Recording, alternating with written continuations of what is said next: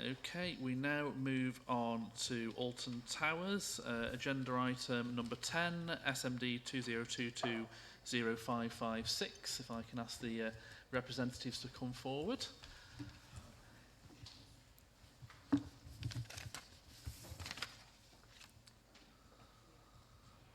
I'm going to hand over to Joe to introduce the application.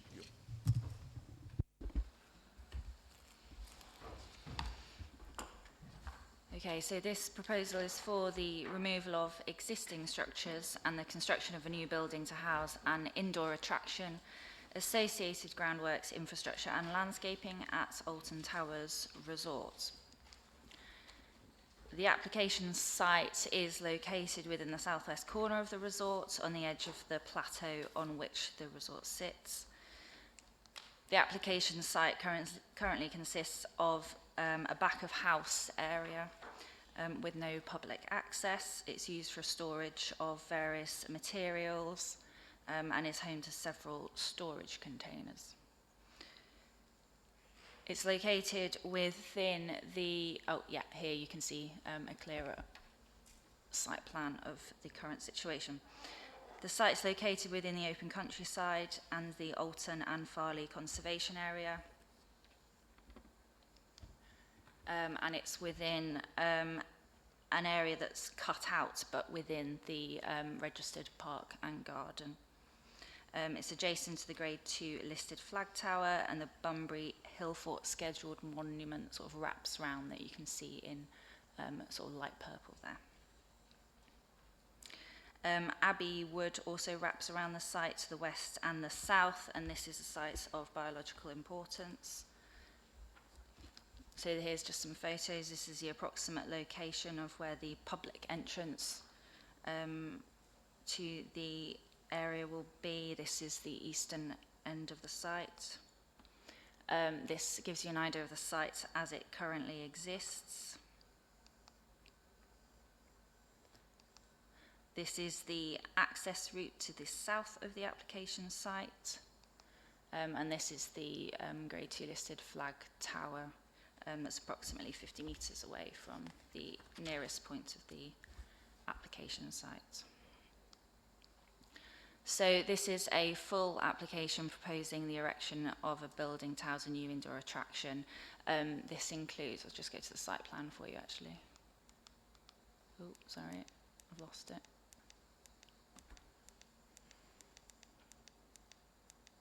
There we go. So here you can see the location of the building for the indoor attraction, the queue line, the plaza, and then the entrance feature, the entrance gateway to the east of the site. The proposed building has a footprint of, let me just go to those plans. The proposed building has a footprint of 71 metres by 51 metres. And it has a smaller sort of entrance shop element that's 40 metres by 9 metres in footprint. The main bulk of the building would be 20 metres tall to the ridge, but this is at the southern end, and it's 16 metres to the ridge at its northern end, and this is due to the topography of the site. As you can see here, it's sort of set into that topography. The entrance gateway is approximately 7 metres by 1 metres in terms of footprint, and that's 5 metres tall. And the queue line consists of sort of timber raised platforms and fencing, and that navigates through the existing woodland that's on the site. So within the application site, 44 trees are proposed for removal, in addition to 13 located outside of the red line, and I can provide more detail on that if you wish. The proposal does not include any new parking, and it will be accessed via the existing resort entrance and utilise existing parking facilities of the resort. So in terms of principle, the development is supported by local and national policies that seek to encourage investment and expansion of businesses. Then the framework gives support of economic growth significant weight in decision making. And Alton Towers explain within their submission that continued investment is necessary to revitalise the offer of the resort and to maintain visitor numbers. The Churnet Valley Master Plan SBD identifies this area as a potential area suitable for new rides, but subject to sensitivity to landscape visual impact and the setting of heritage assets, in particular the flag tower and the scheduled monument. So key issues relevant are landscape and visual impact, ecology and trees, residential amenity, economic impact, drainage, design sustainability, and heritage impact. I'm going to focus on landscape and visual impact, ecology and trees, and heritage impact.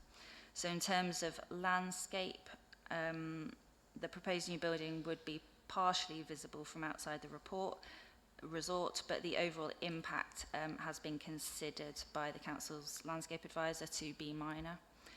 Overall, the proposal is for the structure to be a dark green colour, and the intention is to aid in reducing the visual impact. However, that exact colour is yet to be agreed. In terms of ecology and trees, the impact of the proposal on biodiversity and trees has been carefully considered. It's found to be acceptable. There's been discussions with the applicant and relevant officers, and additional detail has been provided and is referenced to within suggested conditions. A biodiversity net gain figure of 39% is now proposed, and this is largely achieved through enhancement of areas of Abbey Wood and is linked to a woodland management plan update and implementation. So the Council's tree officer has worked with the Wildlife Trust and the landscape architect to suggest amendments to the proposed landscape plan, planting plan, and then the conditions that relate to the woodland management plan and the biodiversity net gain details. The overall planning balance, however, for this proposal comes down to the impact on the significance of affected heritage assets as outlined within national policy. Concerns have been raised by Historic England, Staff's County Archaeology and the Conservation Area, particularly in relation to the scale and location of the building. And so the overall harm has been identified to be less than substantial, so that's as opposed to substantial, which would result in a recommendation for refusal. Where less than substantial harm is identified, national policy tells us that we should be looking for public benefits to outweigh that harm. So in summary, those public benefits are economic benefits, so the creation of seasonal jobs and permanent jobs, local spend, and then support for the economic role of Alton Towers Resort itself. The Abbey Wood Management Plan, which affects land outside of the Red Line. The Heritage Project, which has been proposed but is still under discussion, and that includes measures to aid the public's engagement with heritage assets. So, subject to agreement of the details of the Heritage Project, the proposal meets the policy tests, and it's considered that the public benefits outweigh the less than substantial harm that has been identified. And so the application is recommended for approval with 25 conditions currently. Yeah. Thank you very much, Joe, for that. There are two speakers for this application, both in support of the application. Speaking first is Mr. Francis Jackson, the General Manager of Alton Towers. Mr. Jackson. There we go. Good afternoon. Thank you. Thank you for the opportunity to speak. I'm Francis Jackson, General Manager of Alton Towers, and I'm joined here with Hannah Whitney, our planning consultant, who can also assist if there are any queries. We welcome the officer's recommendation for approval. I wanted to emphasise a few key general points about the importance of Alton Towers Resort and this project. Alton Towers is the United Kingdom's most popular and largest theme park, and is therefore an important generator of tourism, particularly within Staffordshire area, and we're a major local employer offering a range of permanent and seasonal contracts. It's vital that Alton Towers refreshes its offer to ensure that it remains competitive and it continues to attract visitors to allow for continued investment in the estate. Ongoing investment in attractions is even more important against the backdrop of the continued recovery from the COVID-19 pandemic, of which both leisure and tourism industry has been hit as one of the hardest sectors. To enhance the offer at the resort and boost our recovery, this proposal is for the removal of some of the existing structures which have been shown today and the construction of a new building to house an indoor attraction. There will be, as highlighted, a themed entrance theme, Q-Line and Plaza. We welcome the office's recognition of the wider public benefits that will result from the proposed investment. This new attraction is particularly important to Alton for its ongoing recovery, and we're excited to have the opportunity to bring something new to the resort. I hope the councillors agree with the office's recommendation and grant permission for the proposals this afternoon. Thank you for your time. Thank you very much. And speaking next, Ms Hannah Whitney, the Planning Director from Litchfields. Ms Whitney. Hi. Chair, I'm happy that everything's been covered in the presentation from the case officer and from Francis, so nothing further to add, but if there's any questions, I'm happy to assist. Okay, thank you very much for that. Councillor Andrew Hart, are you okay?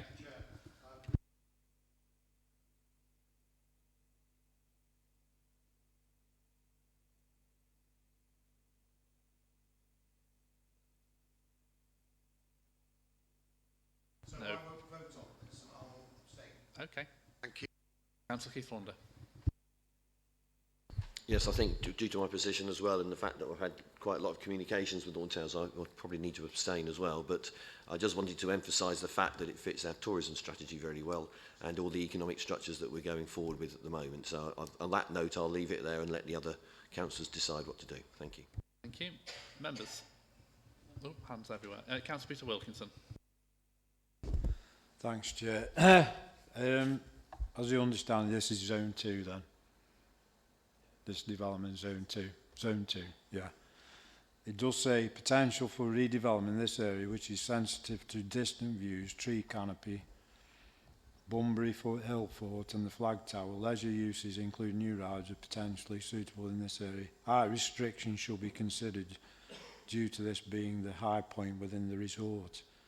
Any future development should be screened from long distant views and enhance the setting of the Flag Tower. So obviously this is going to go above the tree line. So and also it's an attraction. We don't know what ride it is, so we don't know what noise is going to permeate from this new development, do we? So I think there is a dwelling not far away called Wildwood. I think that was came here for climate change mitigation development.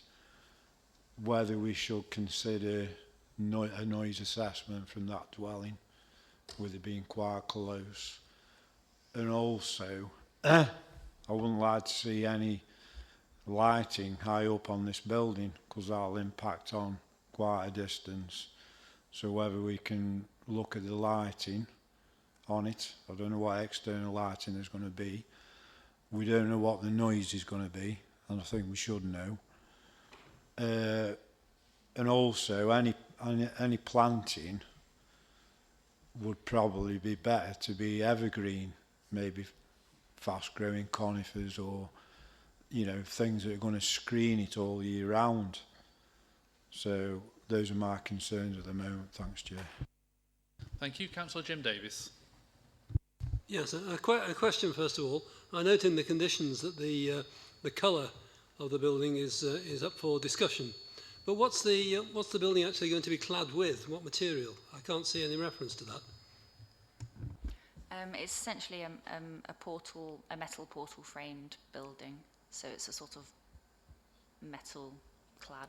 Yeah, so it's with box action steel sheeting. Yeah, okay, fine. I'm happy to propose this application for approval on that basis. Thank you. Thank you. Councillor Ben Emery. Thanks, Chair. Yeah, I'll agree. I think it's a great idea. None of us know what's going on in there because it's very highly secretive. So we'll all look forward to that, and then hopefully, fingers crossed, might even get a take the children. I'll change what I was going to say. Yeah, looks great. I think the landscaping will hide, like I say, conifers for the summer. We've already got some conifers growing in that area, I've noticed, and it must have been about 100 years old, so my farmer friend over here confirmed. So we can see in the green and the blue, that thin line, that's behind the trees. That's what you see. You won't see hardly anything of it. It's at the very, very top. So to me, you know, Alton Towers have constantly delivered good, impressive, exciting rides that our children and ourselves have always loved for many, many years. So I'll propose this going forward for it, please. Thank you. Second it, sorry. Any further speakers? Oh, no, sorry, Tony, go on. I'd just like to say I was invited to the presentation, so I don't know what I think I can vote on it. And you were going to camouflage the roof, so as what bit was showing above the trees would be camouflaged out anyway. So I agree with it as well. Thank you. Councillor Keith Uptroff. Yeah, thank you, Chair. Just to say I'm in full support of it. It'll clean up the site as it is at the moment around there. Good for the overall tourism of the moorlands with the anticipated increase of visitors due to a new attraction. Councillor Wilkinson. Thanks, Chair. Yeah, can we put something in about lighting? Can we have it low level? As an informative. Yeah, thank you. I'll just come back on some of the points that you mentioned. So in terms of noise impact assessment has been done, and there are conditions relating to noise during the construction phase and the operation of the attraction as well, and that relates to things like the soundtrack that's played outside the attraction building and things like that. There's also a condition requiring a strategy for external lighting as well that's suggested. And then your point on planting plan has been discussed in quite a lot of detail, and that's conditioned and found appropriate by the relevant officers as well. There's two issues I particularly want to raise. I think we all know Alton Towers is not only of great importance to the moorlands and the moorlands economy and our footprint and our economy, but obviously it's of national significance as the UK's leading theme park attraction, and obviously we're very fortunate and proud to have it in the moorlands. I have absolutely no concerns with the scheme. I assume the colouring will be sympathetic, which it always has been. Obviously dark colours, whether it's brown, anthracite grey, whatever, so it doesn't stick out. But the two things I particularly wanted to raise, which that particular image shows, one is the flag tower, which obviously is grade 2 listed, but it is an incredibly beautiful building. It is well designed, it looks fantastic. We were obviously very lucky to be underneath it today when we went on site, but I'm very conscious from my historic years working there that it's very much off park at the back of the site, and from the public viewpoint it's very much perched on the valley side in the Churnick Valley. The only problem is nobody can no longer see it, and I think something as part of the woodland management plan we should look to proactively either remove trees that are blocking it or to lower trees, because that building is part of the Alton Manor estate in terms of having the flag tower and then having the manor building on the park, only that nobody actually gets to physically see it or enjoy it. And it's a very prominent building. I appreciate it's got one or two masts stuck to it nowadays, but if we can start to lower the canopy, so you obviously see it in those vistas with the flag tower on one side, you get Alton Castle on the other, and actually by exposing the flag tower as the prominent part of that side view, it probably would actually detract from any popping up of the attraction building, because obviously people's eyes will be drawn to that building then and not the other part of the site. So as much as I hate to say remove trees, I really do think we should look at this asset. It's a beautifully designed building, but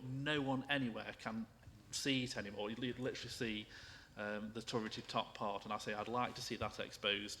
The other thing I wanted to particularly mention is obviously a lot of work's been done on the park given the Grade 1 gardens. And we were talking about this particularly at the briefing yesterday, and I do want to raise it, and that is further restoration of the other heritage assets on that site. I'm very aware that you're putting £12 million into this attraction, and we know that's going to bring people in. Work's been done obviously on the conservatories and restoring them.